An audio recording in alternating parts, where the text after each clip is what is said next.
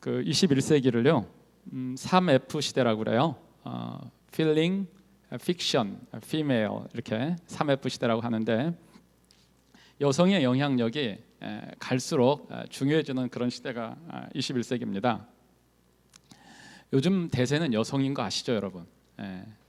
한국에 보니까 사시, 행시, 고시 합격률 거의 30%, 40% 여성들이 차지하고 있고요. 각 대학의 수석 졸업자들은 여성들이 독차지합니다. 남성과 여성의 직업 경계가 무너지고 있어요. 남성들이 감당하기 어려운 그런 일, 예를 들면 선박 용접공, 그 베테랑은 여성이라고 그래요. 선박 용접하는 거 아시죠? 얼마나 힘든 일입니까? 전투기 조종사, 또 군대에서 아주 유능한 저격수도 여성이라고 그래요. 여성들이 남자의 직업 경계를 이제 다 압도하고 있어요.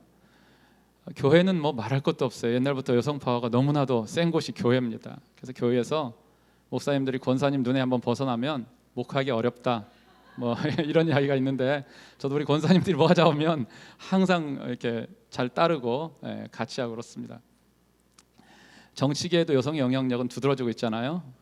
우리 그 전 세계적으로 가장 그 영향력 있는 그 정치인이 누굽니까? 혹시 생각나세요? 독일의 메르켈 총리잖아요. 메르켈 총리 여성이에요. 또 한국의 대통령도 여성이에요. 박근혜 대통령. 이제 11월 달에 미국에 대선이 있는데 요즘에 잘 나가는 후보 아시죠? 힐러리. 여성의 영향력이 참 커져가니까 남편들이 아내를 이렇게 참 무서워하는 것 같아요. 저도 제가 결혼 초반에는 집에서 큰 소리를 좀 냈는데 요즘은 그냥 죽습니다. 웬만하면 그냥 조용히 있어요. 그냥 당신 마음껏 하라고, 당신 알아서 하라고. 세상에서 남편들이 제일 무서워하는 사람이 누군지 아세요? 아내입니다. 그 어떤 남자가요 월급을 받았어요. 월급 봉투를 이제 주머니에 넣고 집으로 오다 강도를 만났습니다. 강도가 칼을 들이대면서 이야기하는 거예요. 돈 내놔라. 그랬더니 남편이 이야기를 하는 거예요. 야, 우리 마누라가 얼마나 무서운데 내가 집 근처에서 강도 만나서 빼앗겼다고 하면 내 아내가 믿겠냐. 절대 못 준다. 꽉 이렇게 안고 있었더니 강도가 이야기를 하는 거예요. 야, 내가 오늘 한 건도 못했다고 집에 가서 이야기하면 내 아내가 믿겠냐. 여러분 너무 남편 쥐잡듯이 잡지 마세요. 요즘 남자들이 참 불쌍합니다. 오늘 우리가 읽은 이 본문은요 초대교회가 가장 혹독한 핍박 시절에 로마 황제 시절이죠. 로마 네로 황제 시절에 예수님의 수제자인 베드로 사도에 의해서 쓰여진 그런 서신이에요. 초대교회 성도들은 하나님 앞에서는 왕 같은 제사장이고 거룩한 나라 백성들이었어요. 세상에서는 나그네고 핍박받는 자들이었습니다. 많은 환난과 핍박 속에서 성도들은 산 소망과 믿음을 지켰습니다. 베드로 사도가 핍박 가운데 환난과 어려움 가운데 있는 그런 성도들을 위로하고 핍박 시대에 어떻게 살아가야 할지 가르쳐주고자 이 본문을 기록한 거예요. 우리가 3장을 읽었는데 3장은 이제 부부 생활을 어떻게 할 것인가, 가정을 어떻게 어려울 때 지켜나갈 것인가 가르쳐주는 아주 귀한 권면입니다. 3장 우리는 6절까지 읽었는데 3장 1절부터 7절까지는 남편과 아내에 대한 그런 권면입니다. 그런데 우리는 3장 1절부터 6절까지만 읽었습니다. 왜냐하면 아내들만 있기 때문에 여기. 그래서 이제 남자들은 나중에 한번 기회가 되면 그때 이야기를 하도록 하고요. 자, 그런데 3장 1절부터 7절까지 남편과 아내에게 주는 권면인데 1절부터 무려 6절까지가 아내에게 주는 권면이에요. 그리고 딱 한 절, 7절만 남편에게 주는 그런 권면입니다. 한 절밖에 안 돼요. 가정에서 문제가 아내들이 많아서 6절을 이렇게 썼는가 뭐 그런 건 아니고요. 그 정도로 가정에서는 아내의 역할이 크다는 것을 이야기하려고 7절 가운데 6절을 아내에게 할애하고 한 절만 남편에게 하라는 것입니다. 특별히 예수 믿는 아내가 불신 남편과 살 때 가정에서 어떻게 남편을 해야 하는지 본문이 잘 설명을 하고 있습니다. 본문을 통해서 성경적인 부부 생활의 지침, 특별히 아내에게 주는 그런 권면을 우리가 잘 교훈받기를 바랍니다. 자, 본문을 통한 교훈의 첫 번째는 남편에게 순복하라. 제 성경은요 개역 한글 성경입니다. 제가 만들어 건 개역 한글이니까 왜 저기 순종인데 순복이지? 개역 한글 성경에는 그렇게 되어 있으니까요. 죄송합니다. 자, 1절 우리 같이 한번 한 목소리 읽습니다. 시작. 아내된 자들아 이와 같이 자기 남편에게 순복하라. 이는 혹 도를 순종치 않는 자라도 말로 말미암지 않고 그 아내의 행위로 말미암아 구원을 얻게 하려 함이니. 예나 지금이나 교회는 남성보다 여성이 많습니다. 초대교회도 예외는 아니었어요. 사도들이 복음을 전하면 예수님 당시나 사도들 당시나 여성들이 먼저 복음을 받아들이고 그리고 예수를 믿었죠. 당시는 예수 믿는 것이 인정받지 못하던 그런 시기였습니다. 그래서 예수 믿는 것은, 예수님을 믿는 믿음을 지키는 건 정말이지 쉬운 일이 아니었어요. 무엇보다 가정에서 믿지 않는 남편과 살면서 예수를 믿는 것은 이중고였습니다. 전적인 남성 중심의 사회입니다. 남성의 결정에 따라서 여성의 운명이 좌지우지 되던 그런 시대였어요. 그런 시대에 믿지 않는 남편과 같이 살면서 믿음을 지키는 것, 이건 거의 순교 수준의 힘들고 어려운 삶이었습니다. 자, 그런 상황에서 베드로 사도가 아내들에게 자기 남편에게 순복하라 이렇게 권면합니다. 순복은요, 여러분 성경은 순종으로 되어 있는데 이 개역 한글은 순복으로 되어 있는데, 순복은 여성 이름이 아니에요. 순복이라는 여성 이름이 아닙니다. 순순히 복종하라 이런 말이에요. 남편이 예수 믿지 않고 포악하게 행동하고 모질게 행동해도 순복해야 된다, 순종해야 된다 이런 말입니다. 자, 순복하라 이 말은요, 남편이 두려워서 굴종하라 이런 뜻이 아니에요. 강한 자가 약한 자를 불쌍히 여기면서 따라주는 거예요. 이 순복 순종이라는 이 성경적 원어적인 의미는 강한 자가 약한 자를 불쌍히 여기면서 따라주는 거예요. 이런 거예요. 우리 할아버지들이 계시잖아요. 할아버지들 앞에 손자들 이제 우리가 할머니 할아버지한테 손자들 이렇게 맡기잖아요. 그럼 이 어린 손자들이 할아버지한테, 할아버지 막 심부름 시키는 거예요. 할아버지 나 물 갖다 달라고, 할아버지 나 말 태워줘, 할아버지 뭐 해줘. 할아버지들이 꼼짝 못하고 이 손자들이 이쁘니까 그냥 그대로 들어주는 거예요. 종이라서 그런 건 아닙니다. 손자들의 마음을 얻기 위해서 그런 거예요. 여러분, 아내들도 그러라는 거예요.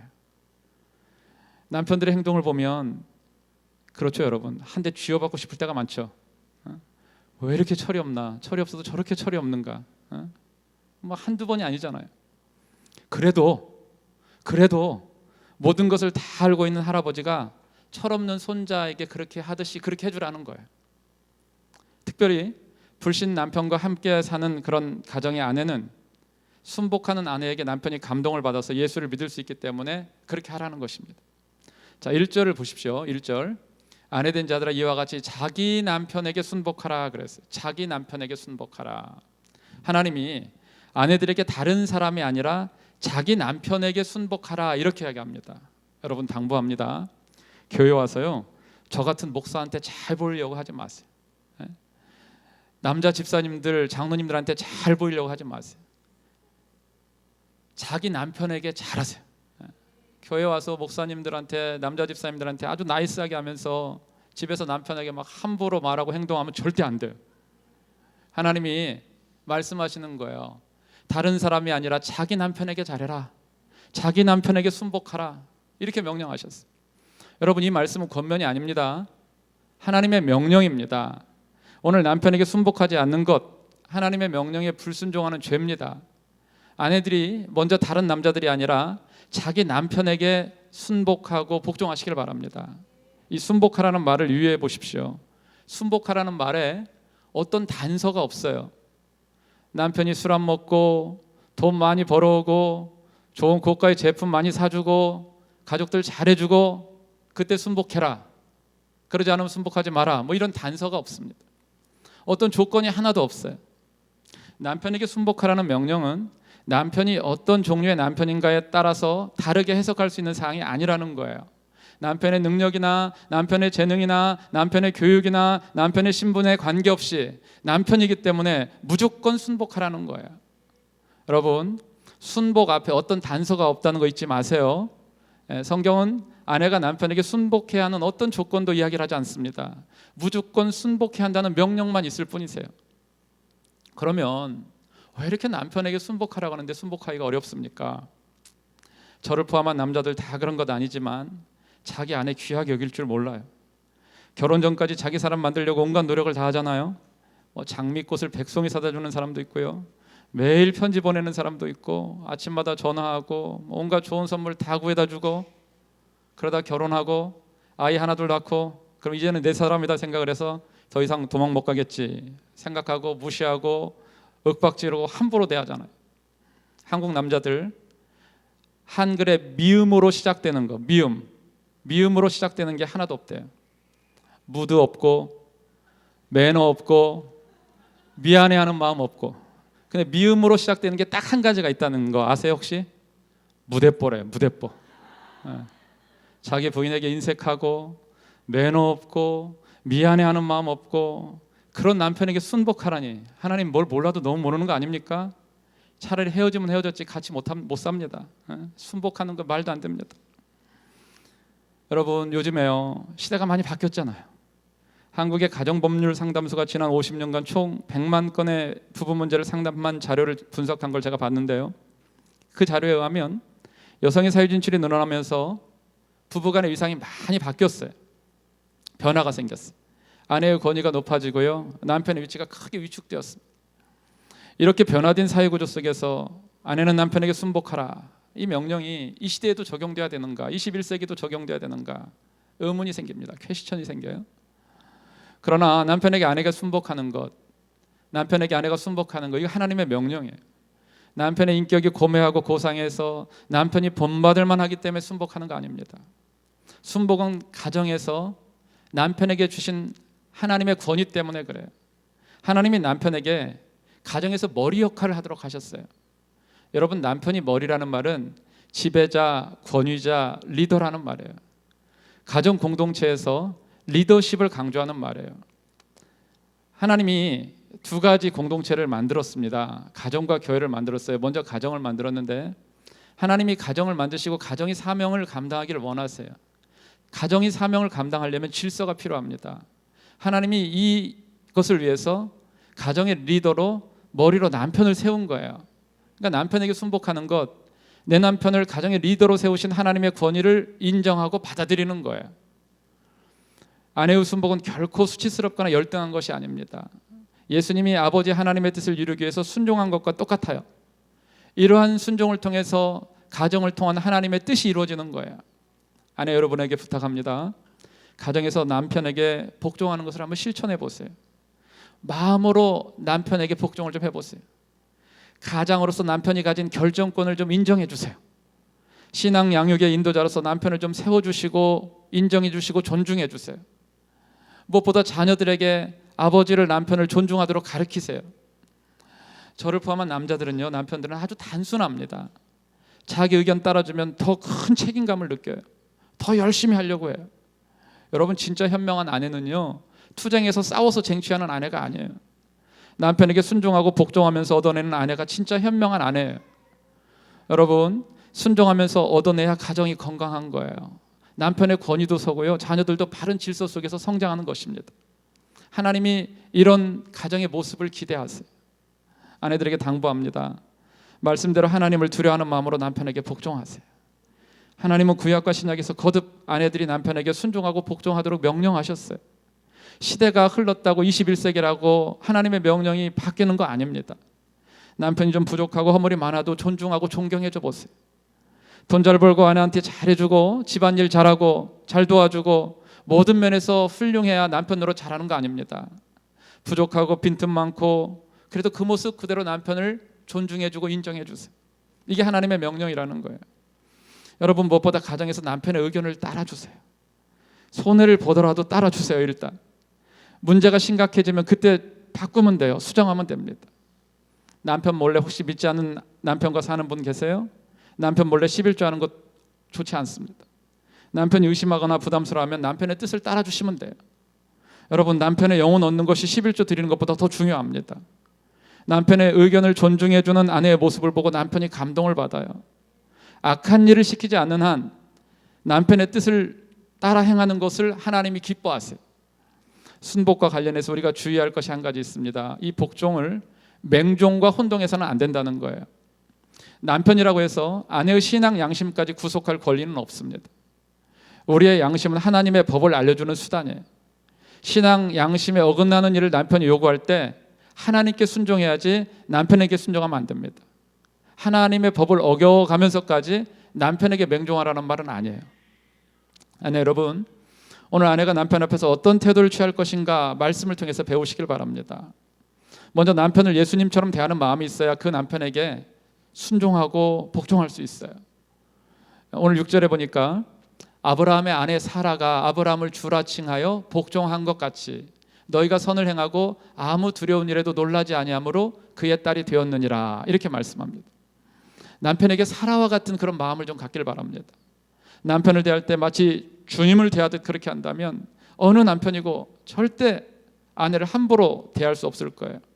존경받을 만한 게 없는데 아내가 막 자신을 주님처럼 그렇게 대해주니까 얼마나 가시방석에 앉은 것 같겠어요. 가정의 행복을 위해서 흠이 있는 남편을 그리스도의 사랑으로 존경하고 복종하기를 바랍니다. 자, 1절 마지막에 보면 저 빨간 부분 같이 한번 읽습니다. 이는 혹 도를 순종치 않는 자라도 말로 말미암지 않고 그 아내의 행위로 말미암아 구원을 얻게 하려 함이니, 아내의 순종으로 인해서 하나님의 뜻이 이루어지는 것입니다. 여러분, 오늘 우리 주변에 사람들이 예수 믿지 않는 이유가 저와 우리 일 때문인 경우가 많아요. 우리와의 관계가 원만하지 않아서 사람들이 마음의 문을 열지 않는 경우가 많습니다. 예수님이 싫은 게 아니에요. 예수 믿는 우리가 못마땅해서 예수님을 거부하는 거죠. 여러분, 남편들은요, 아내의 잔소리나 설득으로 마음문 열고 교회 나오고 복음을 들으려 하지 않습니다. 아내의 선한 행실, 착한 행실을 통해서 복음에 대해서 관심을 갖게 되고 복음에 귀를 기울이게 돼요. 우리의 사랑과 섬김으로 인해 감동받고 마음의 문을 활짝 여는 것입니다. 불신 남편의 구원을 위해서라도, 영혼의 구원을 위해서라도 순복하는 아내들이 되세요. 부탁드려요. 제발 가정을 검찰청으로 만들지 마세요. 남편의 좋은 참모가 되세요. 성령께서 도우셔서 흠 많은 남편 끝까지 사랑할 수 있기를 주님의 이름으로 축복합니다. 순종할 수 있기를 주님의 이름으로 축복합니다. 허물 많은 남편에게 복종하는 것, 순종하는 것 우리 힘으로 되는 일이 아닙니다. 하나님이 우리에게 힘과 능력을 주셔야 됩니다. 성령께서 도와주셔야 됩니다. 성령 하나님께 도와달라고 요청하세요. 하나님 도와주세요. 은혜를 주세요. 남편의 흠이 허물이 자꾸 보입니다. 장점이 보이고 좋은 점이 보일 수 있도록 도와주세요. 남편의 이야기에 잘 순종할 수 있도록 은혜를 주세요. 하나님이 주시는 능력으로 허물 많은 남편 받아주고 이해하고 순종함으로 아름다운 가정 세워나가며 하나님께 영광 돌리는 저와 우리 모두가 되기를 주님의 이름으로 축원합니다. 자, 두 번째, 예수 믿는 사람처럼 살라는 겁니다. 예수 믿는 사람처럼 살라는 거예요. 아내 여러분, 예수 믿는 사람처럼 사시길 바랍니다. 자, 2절 보세요. 너희의 두려워하며 정결한 행위를 봄이라. 남편들이 본다, 이렇게 해요. 본다. 여러분, 이 본다는 말은요, 원문의 뜻을 보면 주의 깊게 관찰한다는, 힐끗 한번 보고 마는 게 아니고 주의 깊게 관찰한다는 거예요. 남편이 아내의 모든 행동을 다 지켜보고 있다는 겁니다. 특별히 불신 남편은 아내의 일거수일투족을 다 보고 있어요. 뭘 보여줘야 될까요, 우리가? 첫째는 하나님을 경외하는 걸 보여줘야 돼요. 아내가 하나님을 경외하는 걸 보여주세요. 자, 오늘 본문을 보세요. 너희의 두려워하며. 남편은요, 아내가 예수를 진짜로 믿는지 관찰합니다. 봅니다. 말로만 믿는지, 교회를 그냥 왔다 갔다 하는지, 정말 예수님을 믿는지 우리 남편들은 봐요. 여러분, 다 속여도요, 우리 남편만큼은 절대 못 속입니다. 이 세상에 아내를 제일 잘하는 사람은 남편이에요. 남편이 가만히 보니까 아내가 정말 하나님을 두려워해요. 그러면요, 남편도 아내가 믿는 하나님을 두려워해요. 아내를 통해서 하나님을 알고 마침내 하나님을 경외하는 삶을 사는 거예요. 자, 잠언 31장 30절 말씀 같이 한번 읽습니다. 고운 것도 거짓되고 아름다운 것도 헛되나 오직 여호와를 경외하는 여자는 칭찬을 받을 것이라. 하나님을 경외하는 여자는 칭찬을 받을 것이라. 하나님을 경외하는 여인이 현숙한 여인이에요. 남편에게 정말 하나님을 두려워하고 경외하는 그런 모습을 보여주는 아내들 모두가 되기를 주님의 이름으로 축복합니다. 자, 두 번째는 정결한 행위를 보여주라 하는 거예요. 정결한 행위를 보여주라. 자, 보세요. 다시 한번 2절. 너희의 두려워하며 정결한 행위를 봄이라. 아내가 흠없고 정결한 삶을, 순결한 삶을 살 때 남편들은 아내의 믿음을 인정하는 거예요. 여러분, 남자들은요, 남편들은 자신들은 그렇지 않으면서 내 아내만큼은 정말 정결하게 살기를 원해요. 신문, 잡지, 인터넷을 보면요, 남편들은요, 섹시한 여성에게 먼저 눈이 가잖아요. 길거리를 지나가다가요, 야한 옷 입고 이렇게 지나가는 여성 보면 남편들 한눈 팔잖아요. 그러다 막 전봇대 부딪히고 막 돌불에 걸려 넘어지고. 그러면서도 내 아내만큼은 막 순결하고 정결한 삶을 살기를 원해. 아내가 정결한 삶을 살 때 남편들은 아내의 믿음을 인정하는 거예요. 아내가 섬기는 하나님에 대해서 관심을 갖는 거예요. 여러분, 정결한 삶을 사시길 주님의 이름으로 축복합니다. 무엇보다 아내에게는요, 누구도 대신할 수 없는 본질적인 일이 있어요. 작년에 제가 이제 토요일에 설교를 준비하고 있는데 한 자매님으로부터 전화가 왔습니다. 토요일에 설교 준비하니까 정신이 없는데 막 전화가 오는데 왜 전화를 왔는가? 근데 이제 제가 전에 있던 교회 부교역자로 사역하던 교회 자매님이었어요. 남편과 함께 참 열심히 사역을 잘한 그런 자매님이었는데, 근데 이 자매님이 이제 자기 사연을 이야기하는 거예요. 오랜만에 이제 전화가 왔고 토요일이라 좀 부담은 됐지만 자매님의 고민을 안 들어줄 수가 없었어요. 최근에 남편이 바람을 피워서 젊은 여자와 눈이 맞아서 짐을 싸갖고 집을 나가버렸다는 거예요. 전화를 빨리 끊을 수가 없잖아요. 그래서 남편을 잘 아는 제게 도움을 청한 거예요. 목사님 좀 이야기해갖고 남편 좀 집으로 들어오게 좀 해달라는 거예요. 자매님과 이런저런 이야기를 나누다가 이런 말씀을 제가 드렸던 기억이 납니다. 부부 생활에 대한 것이었어요. 자매님, 집사님이 해야 하는 일이 참 많습니다. 밥하는 거, 빨래하는 거, 음식 만드는 거, 아이들 돌보는 거, 거기다 자매님은 직장 생활까지 하시네요. 가사 일을 하랴, 자녀를 돌보랴, 직장 생활하랴. 아내 입장에서는 몸이 10개라도 부족합니다. 이렇게 정신없이 바쁘게 살다 보면 몸도 마음도 지칠 때가 많습니다. 그러면 자연스럽게 남편에게 소홀히 할 수밖에 없습니다. 부부관계를 요구하는 남편이 야속하게 느껴지고 자기 욕심만 채우려는 이기적인 사람처럼 여겨집니다. 그래서 남편의 요구를 거절합니다. 자매님의 일 중에서 자매님만이 할 수 있는 일이 있습니다. 밥하는 것, 빨래하는 것, 청소하는 것, 가사 준비하는 것, 자매님의 일입니다. 그러나 정 힘들면 다른 사람 가사 도우미의 도움을 받을 수 있습니다. 자녀를 돌보는 것도 마찬가지입니다. 자녀를 양육하는 것 정말 중요한 일입니다. 그러나 자녀를 돌보는 일, 부모님이나 가정교사의 도움을 받을 수 있습니다. 그러나 남편과 아내가 부부관계 하는 일은 누구에게도 부탁할 수 없는 일입니다. 이 일은 자매님의 본질적인 일입니다. 그 누구도 대신할 수 없습니다. 대신해서도 안 됩니다. 자매님이 여러 가지 일로 몸과 마음이 힘들다고 부부관계를 거부하면 아무리 경건한 남편이라도 눈을 밖으로 돌릴 수밖에 없습니다. 한번 돌아보십시오. 부부관계를 갖는 것은 남편과 아내의 본질적인 일입니다. 남편의 요구를 힘들더라도 받아주셔야 합니다. 여러분, 아내들이 할 일이 참 많습니다. 근데 그 중에 가장 본질적인 일이 있어요. 아내가 아니면 절대 할 수 없는 일이 있어요. 그 일이 우선이에요. 다른 사람으로 대체가 불가능한 일이에요. 일 때문에 바쁘고 힘들고 피곤하다는 이유로 절대 회피하면 안 돼요. 정결한 삶을 사시고 남편이 요구할 때 꼭 들어주시고, 그래서 좋은 관계를 맺으세요. 불신 남편이 오늘 구원에 이르는 것은 궁극적으로 하나님이 하시는 일입니다. 상당 부분 아내의 행실에 달려 있어요. 아내의 선한 행실에 감동을 받은 남편이 아내가 믿는 예수님에 대해서 호기심을 갖는 것입니다. 아내들은 남편의 구원이 아내의 책임이라는 사실을 한시도 잊지 말아야 됩니다. 여러분, 무엇보다 내면을 아름답게 가꾸세요. 속마음, 속사람을 아름답게 가꾸세요.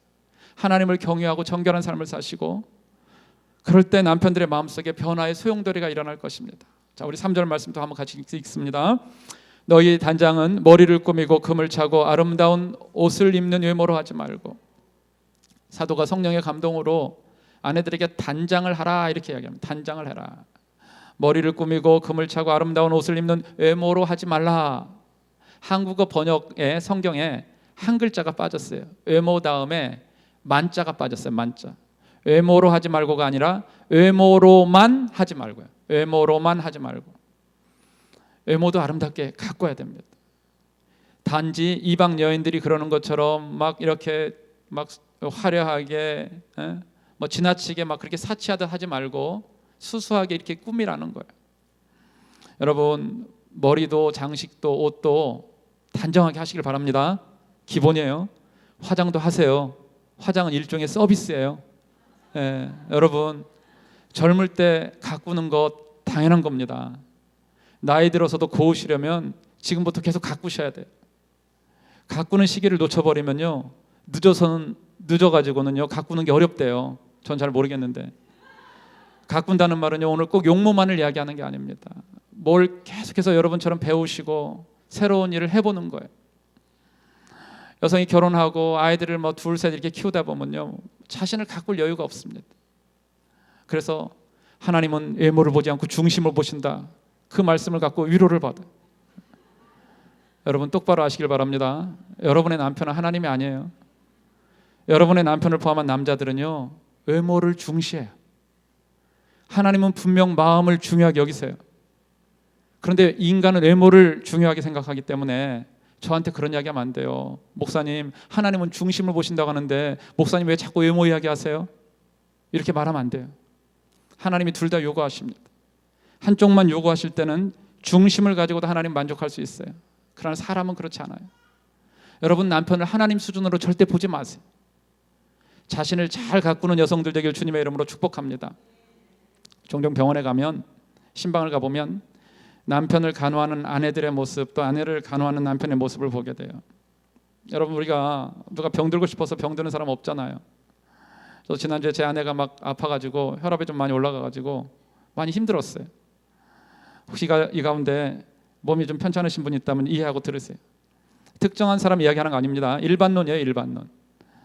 몸이 병드는 거 어쩔 수가 없습니다. 그러나 그 중에 자기가 관리를 잘못해서 몸이 망가지고 병드는 사람이 많습니다. 평소에 우리 몸을 잘 가꾸라는 거예요. 관리하라는 겁니다. 우리 몸이 하나님이 거하시는 성전이기 때문에 그래요. 제가요 이제 전도파 사역을 이렇게 하는데 같이 하시는 김만풍 목사님이라고 계세요. 그분한테 들은 이야기인데요. 그 김만풍 목사님 친구분 중에 한 목사님 이야기예요. 그 목사님 유명한 분이세요. 그래서 이름 대면 아마 여러분 중에 아는 분들이 많을 거기 때문에 제가 이름은 못 댑니다. 이 목사님 부인이 유방암으로 세상을 떠나셨어요. 아내가 세상을 떠나자 목사님은 절대 재혼하지 않겠다 지인들에게 이메일을 보냈습니다. 김 목사님도 이메일을 받으셨대요. 근데 이메일 받고 겨우 6개월도 안 됐는데 이 목사님이 재혼한다는 연락을 받으신 거예요. 문제는 6개월 만에 재혼한 건 뭐 이해하겠는데 새 부인한테 너무 잘해주는 거예요. 가지고 막 교회 성도들, 특별히 여자 성도들 막 권사님들이 화가 났어요. 그러니까 모여가지고 죽은 사모님만 불쌍하지, 죽은 사모님만 불쌍하지. 그러니까 어떤 장로님 부인이 남편 들으라고 당신도 내가 죽으면 저렇게 할 거지? 막 따졌어요 장로님한테. 장로님이 그랬다는 거 아니에요. 아이고 나한테 그런 복이 오겠나? 남자들 다 그래요. 그러니까 아프고 그런 사람만 손해니까 자기가 가꾸라는 거예요. 잘 가꿀 수 있을 때 가꾸고 운동도 열심히 하고. 우리 주변에 불행의 덫이 너무 많아요. 불행의 덫을 최소화하기 위해서 자기 자신을 가꾸셔야 돼요. 건강검진도 하시고 운동 열심히 하시고. 저도 요즘에 헬스 하거든요. 헬스.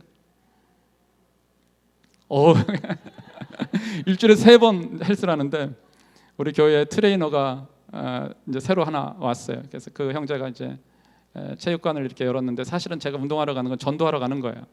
그 체육관은 다 여자밖에 없어요. 다 여자예요. 그런데 다 안 믿는 사람이 많다는 거예요. 전도하러 가는데 아주 뭐 일주일에 3번 운동을 시키는데 아주 저를 죽여놓습니다. 그래서 목사님 근육이 만들어지려면 고통이 필요합니다. 그래서 아주 그냥 탈진돼요. 탈진. 1시간 운동하고 나면 탈진입니다. 소원이 하나 있어요. 저도 언젠가는 강대상에서 옷 우통 벗고 반팔만 입고 설교 한번 하고 싶어요. 1년만 하면 그렇게 된다는 거예요. 제가 지금 그걸 믿고 열심히 하고 있어요. 여러분 쉴 때 쉬고 적절하게 휴식하면서 건강에 잘 가꾸세요. 아내들이 자기 관리 잘못해서 사고치는 남편들이 요즘에 너무 많아요. 내면 세계뿐만 아니라 외면도 잘 가꾸는, 균형을 잘 이루는 그런 아내들 모두가 되기를 주님의 이름으로 축복합니다. 자, 4절 보세요. 같이 한번 읽겠습니다. 오직 마음에 숨은 사람을 온유하고 안정한 심령에 썩지 아니할 것으로 하라. 이는 하나님 앞에 값진 것이니라. 사도가 외모를 가꿀 뿐만 아니라 내면 세계 속 사람을 가꿀 것을 더 강조해요. 마음에 숨은 사람은요, 속 사람의 속 사람. 속 사람을 온유한 심령으로 바꾸라는 거예요. 속 사람을 온유한 심령으로 가꾸라는 것은 남편을 부드럽게 받아들이는 자세를 말합니다. 안정한 심령은 평온함과 흔들림 없이 남편을 보필하고 지지하는 거예요. 이것이 하나님 앞에서 값진 거라는 겁니다. 이것을 하나님이 귀하게 여긴다는 말씀이에요. 여러분, 남편의 눈에는 하나님이 잘 안 보여요. 여러분, 특별히 불신 남편 눈에는요, 단지 예수 믿는 아내만 보입니다. 아내를 통해서 남편들이 예수님을 발견하는 거예요. 남편들에게 예수님의 모습과 성품을 보여주세요. 제가 존경하는 목사님 중에 이재철 목사님이 계세요. 이분은요, 아내 잘 만나갖고 예수 믿고 나중에 목사까지 되셨어요. 결혼 후에 한국 남자들 대부분 그렇듯이 밤늦게까지 술을 퍼마셨어요. 새벽에 들어오는 것이 예사였다고 그래요. 그래, 아내 되시는 권사님이 늘 온유하고 안정된 심령으로 남편을 맞아준 거예요. 하루 이틀이 아니라 수년을 그렇게 한결같이 남편을 받아준 거예요. 막 화가 낼 때가 됐는데도 화를 안 내는 겁니다. 소리를 지를 때가 됐는데 아내가 소리를 안 지르는 거예요. 이재철 목사님의 책 중에 나의 고백이라는 책이 있는데, 이 책에 어떻게 이분이 예수를 믿었는가, 어떻게 회심했는가가 나와 있어요. 제가 읽어드릴게요. 1984년 8월 2일 새벽 2시에 일어난 회심이었다.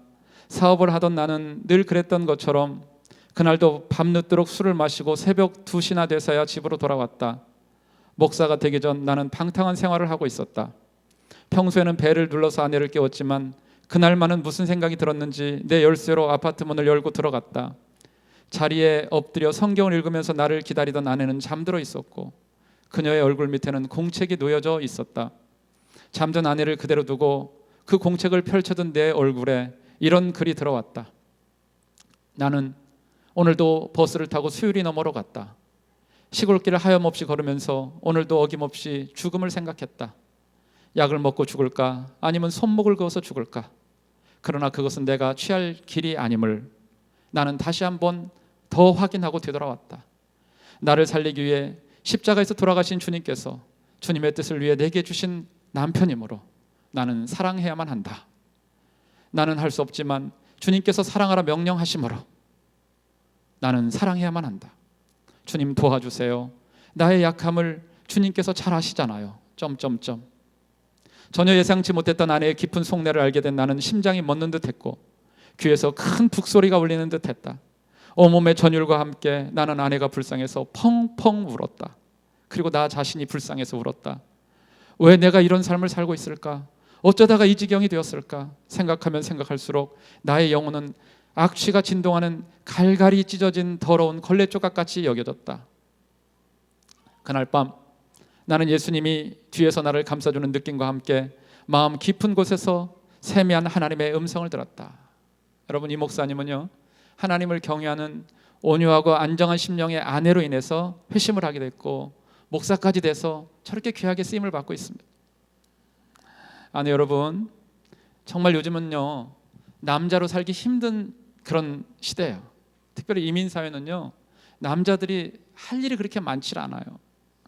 고개 숙인 남자들이 점점 더 늘어가고 있어요. 제가 살고 있는 LA 코리아타운에는요, 남자들이 할 일이 없습니다. 그래서요, 겉보기는 괜찮은데 속으로 울고 있는 남자들이 하나 둘이 아니에요. 같이 찾아와서 이야기 나누고 상담하다 보면 막 엉엉 울어요. 엉엉 울어.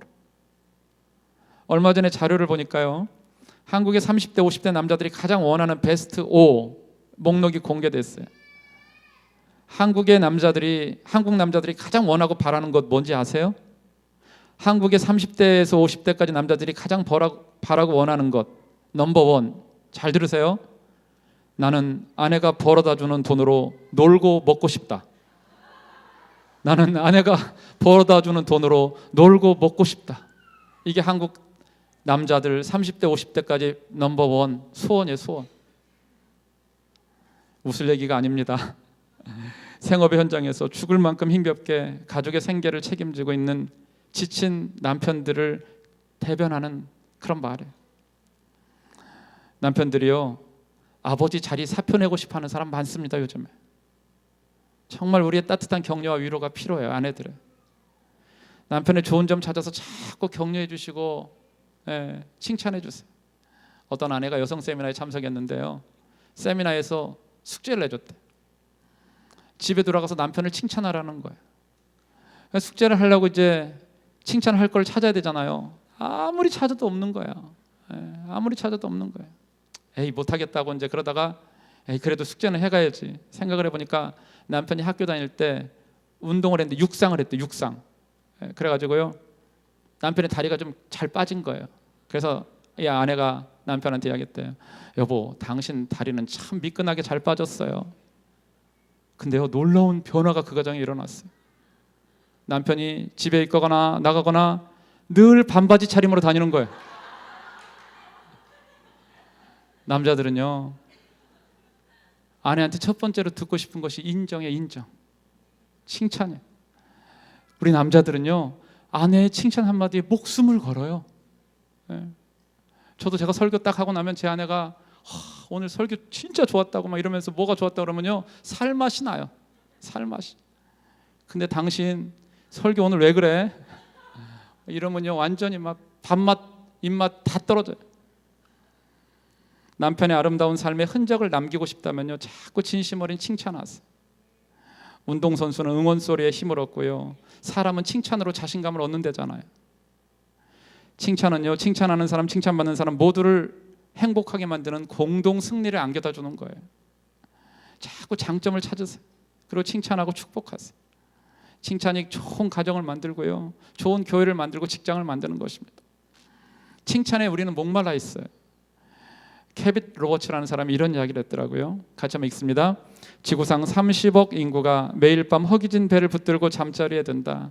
그러나 40억 인구는 매일 밤 한마디의 칭찬을 갈망하며 잠자리에 든다. 얼마나 칭찬이 필요한지 아시겠죠? 몸이 칼로리를 필요하듯 우리는요 우리의 정신은 칭찬을 필요로 해요. 잠언 27장 21절 같이 한번 읽습니다. 도가니로 은을, 풀무로 금을, 칭찬으로 사람을 시련하느니라. 히브리 성경 원어원 성경에 의하면 시련하느니라가 없습니다. 번역하는 과정에서 잘못 들어갔는데요. 은을 도가니에서, 금을 풀무에서, 사람은 칭찬을 통해 만들어진다는 말이에요. 칭찬을 통해서 금과 은과 같이 귀한 존재가 된다는 말입니다. 자꾸 칭찬하세요. 남자는 자기가 하는 일을 칭찬받는 걸 좋아해요. 그 하는 일을 인정해주고 칭찬하고 격려해주세요. 남편들은요 비난보다 칭찬받을 때 변화되는 존재. 여러분 우리가 칭찬의 말을 하면요 가장 먼저 영향을 받는 사람 우리 자신이에요. 우리 자신. 당신 최고야 이렇게 이야기를 하면 내 남편이 최고로 여겨지는 거예요. 우리 말로, 우리 입의 말로 천국도 만들 수 있고 지옥도 만들 수 있어요. 말로 사람을 우리 품으로 돌아오게 할 수 있고 우리 품에서 떠나게도 할 수 있어요. 칭찬의 말, 격려의 말로 정말 남편을 살리고 아름다운 부부관계를 만들어갔어요. 온유하고 안정된 심령으로 남편을 맞아주심으로 남편들이 힘들어서 할 때, 어려워할 때 다시금 힘을 얻고 세움을 받기를 주님의 이름으로 축복합니다. 마지막 5절 6절 우리 같이 한번 읽습니다. 전에 하나님께 소망을 두었던 거룩한 부녀들도 이와 같이 자기 남편에게 순복함으로 자기를 단장하였나니 사라가 아브라함을 주라 칭하여 복종한 것 같이 너희가 선을 행하고 아무 두려운 일에도 놀라지 아니함으로 그의 딸이 되었느니라. 하나님께 소망을 두었던 거룩한 아내들, 남편들에게 순복함으로 자기를 단장했다 이렇게 이야기를 합니다. 대표적인 예로 사라를 들어요. 히브리서 11장에 믿음의 사람들이 많이 나오잖아요. 대부분이 남자예요. 딱 두 사람만 여자입니다. 사라와 라합. 그 중에 한 사람 사라 이야기하는 거예요. 남편을 주라 칭했다. 주라 칭했다. 단순히 주인 그 이상입니다. 하나님처럼 섬겼다는 거예요. 여러분 아브라함이 살면서 사라 속을 얼마나 많이 썩였습니까? 어느 날 갑자기 하나님의 음성 들었다고 하면서 막 정든 고향을 버리고 그냥 떠나야 된다는 거예요. 사라가 한마디 말 안 하고 복종하잖아요. 다 삶의 근거를 버려두고 이제 가나안으로 갔어요. 좀 정을 붙이고 살만하니까 또 떠나자고 해요. 애굽 가야 된대. 애굽에 갔더니 아내가 아니라 누이라고 말하래요. 얼마나 야속했겠어요. 얼마나 속이 상했겠어요. 그런 상황에서 사라는 복종을 해요. 선을 행합니다. 그러다가 애굽 왕이 후처로 들어갈 뻔하고 하나님의 극적인 간섭으로 위기를 모면하잖아요. 복종할 수 없었던 상황에서 복종했던 사라처럼 남편에게 복종함으로 사라가 걸어갔던 믿음의 길을 오늘날 아내들이 걸어가야 된다는 거예요. 여러분 이곳에 오늘 예배에 오신 우리 아내 여러분 모두가 다 사라처럼 그런 마음을 갖기를 주님의 이름으로 축복합니다. 남편을 대할 때 주님을 대하듯 하나님을 대하듯 대한다면 어느 남편이고 아내를 절대 함부로 할 수 없을 거예요. 아내가 주님처럼 대해주는데 남편도 아내를 그렇게 대해줘야죠. 가정에서 아내의 배역은 사랑과 복종입니다. 아내가 보기에 남편이 돈도 제대로 못 벌고 가장으로서 영 아니라고 생각할 수 있어요. 그래도 남편의 헤드십 머리딤을 인정해야 돼요. 하나님이 그렇게 하셨어요. 특별히 자녀들 앞에서는 더 그러셔야 돼요. 그래야 가정을 지킬 수 있는 거예요. 여러분, 문제가 있는 남편 자꾸 바꾸려고 하지 마세요. 하나님께 맡기세요. 하나님이 다루도록 하세요. 종종 남편을 남편을 변화시키겠다고 막 금식하는 아내들이 있어요. 밥 드세요. 그냥 밥 드시라고. 하나님께 맡기시라고. 절대 못 바꿔요. 하나님도 못 바꾸는데 우리가 무슨 금식한다고 남편이 바뀌어지겠어. 그냥 밥 드시고 하나님께 맡기고 내려놓으셔요.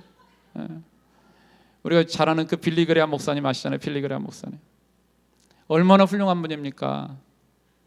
근데 같이 사는 아내 되시는 루스 그레엄 이 사모님은 그렇지 않나 봐요. 어느 날 신문기자가 이제 인터뷰를 하러 그 집에 갔어요. 갖고 이제 그 아내 루스 그레엄 사모님을 만나서 이야기했습니다. 사모님, 요즘 가정들이 많이 깨지는데 혹시 사모님 사시면서 이혼하고 싶은 마음 없으셨나요? 사모님이 그러는 거예요. 절대 없었습니다. 그러세요? 물론 가끔 그런 생각은 들었습니다. 죽이고 싶은 생각은 들었습니다.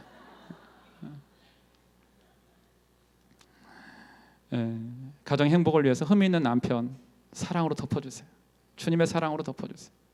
성령께서 은혜를 주셔서 남편의 흠까지도 다 덮어줄 수 있는 그런 아내들 모두가 되기를 주님의 이름으로 축복합니다. 허물 많은 남편 순종하고 복종하고 허물 덮어주는 것 우리 힘으로 못합니다. 하나님이 도우시면 할 수 있어요. 성령님의 도움으로 우리 남편에게 순복하고 남편을 잘 세워주는 가운데 천국 가정 세워가는 우리 모두가 되기를 주님의 이름으로 축원합니다. 결론입니다.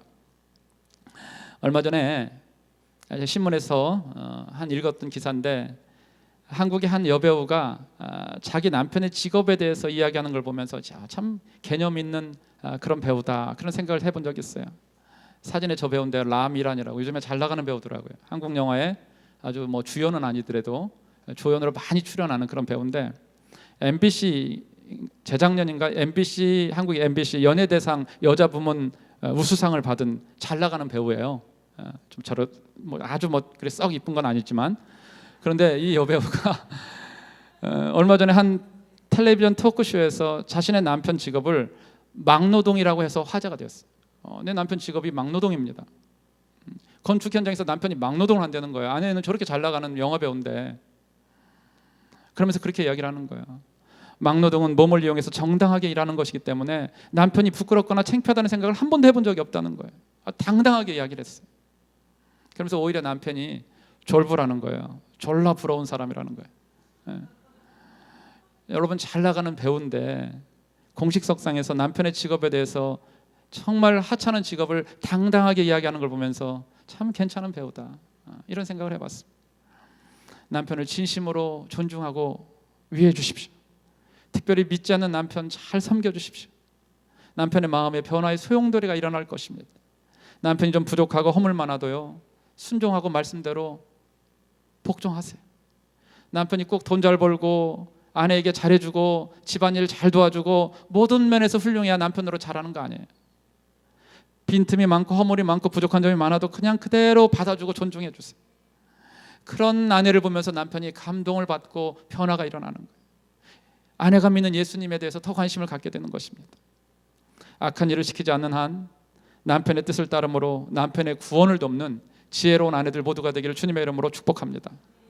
성도 여러분, 예수님이 그러셨어요. 예수님이 하나님께 순복하시고 복종하셨어요. 하나님은 그 예수님을 귀하게 여기셨습니다. 그러므로 하나님의 뜻이 이 땅 가운데서 이루어진 거예요. 우리도 예수님처럼 그렇게 살기를 주님의 이름으로 축복합니다. 힘들어도 남편에게 말씀대로 기꺼이 순복하고 사랑하고 존귀 여기길 바랍니다. 그러므로 가정이 아름답게 세워지기를 주님의 이름으로 축복합니다. 남편에게 순복하십시오. 이것이 하나님의 명령입니다. 하나님의 뜻입니다. 가정에서 정말 예수 믿는 사람처럼 사십시오. 오늘 여러 가지 사정으로 싱글로 사시는 우리 자매님들 계십니까? 신랑과 친구 되시는 예수님으로 인해서 위로와 평강을 받게 되기를 주님의 이름으로 축원합니다. 우리 모두가 이 말씀을, 오늘 주신 말씀을 마음에 새기고 가정을 건강하게 잘 세워나가는 가운데 우리 가정을 통해서 우리 하나님이 영광받고 존귀와 찬양과 높임 받기를 주님의 이름으로 축복합니다. 같이 한번 기도하겠습니다.